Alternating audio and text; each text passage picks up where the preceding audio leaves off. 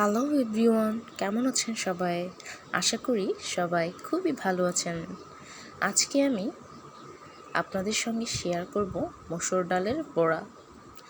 আজ শুক্রবার, আমার হাজব্যান্ড বাসায় নেই, সেজন্য চিন্তা করলাম একা একা কী আর করব, একটু ডালের বড়া এবং পান্তা ভাত এই দুটো দিয়ে আমার আজকে দুপুরের লাঞ্চটা সেরে নেব।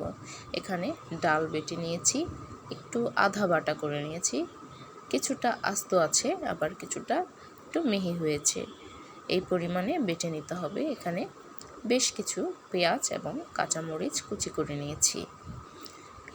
লবণ দিয়ে এগুলোকে ভালো করে কুচলে একদম নরম করে নেব, যেন ডালের সঙ্গে একদম ভালোভাবে মিশে যায়। খুব ভালোভাবে কুচলে মিশিয়ে নিচ্ছি। খুবই ভালোভাবে মাখাতে হবে, পেঁয়াজটা যেন একদম নরম হয়ে যায়। বাটিটা একটু ছোট হয়ে গেছে, আর একটু বড় বাটি নিলে ভালো হতো। এখানে একসঙ্গে পেঁয়াজ, মরিচ, ডাল বাটা, এখন দিয়ে দিচ্ছি হলুদ, পরিমাণ মতো হলুদ দিয়ে দিব।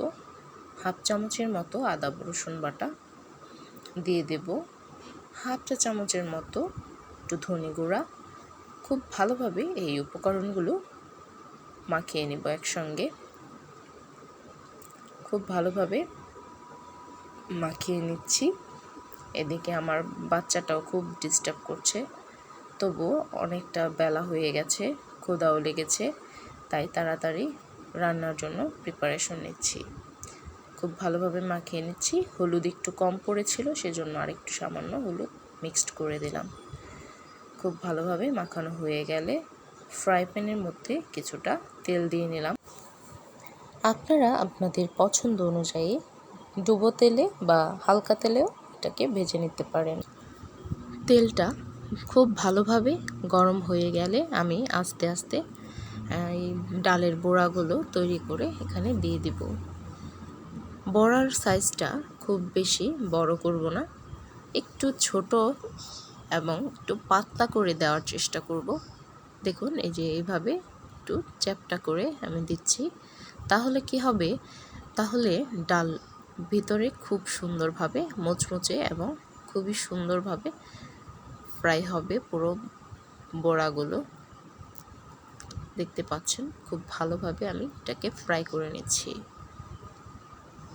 মসুরি ডালের বড়াটা এমনিতেই খুবই মজাদার, আর তার সঙ্গে যদি সেটা হয় একটু পান্তা ভাতের সাথে, সেটা তো আরও মজা।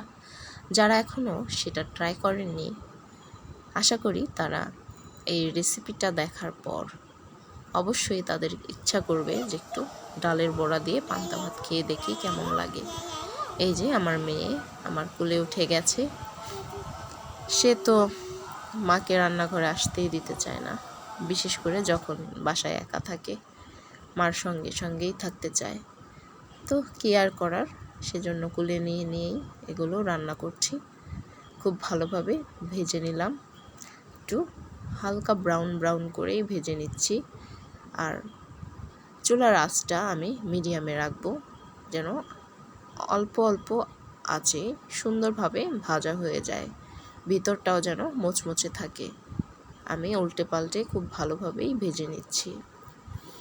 আর এই ডালের বড়া বেশ কিছুক্ষণ মচমচে রাখার জন্য এটাকে রান্নার পরেই ঢেকে রাখা যাবে না, এটাকে ঠান্ডা হতে দিতে হবে খুব ভালোভাবে। আপনারা এতক্ষণ সাথে ছিলেন, সেজন্য অসংখ্য ধন্যবাদ জানাই। আমি এখন খুবই আয়েশ করে এই পান্তা ভাত খাবো।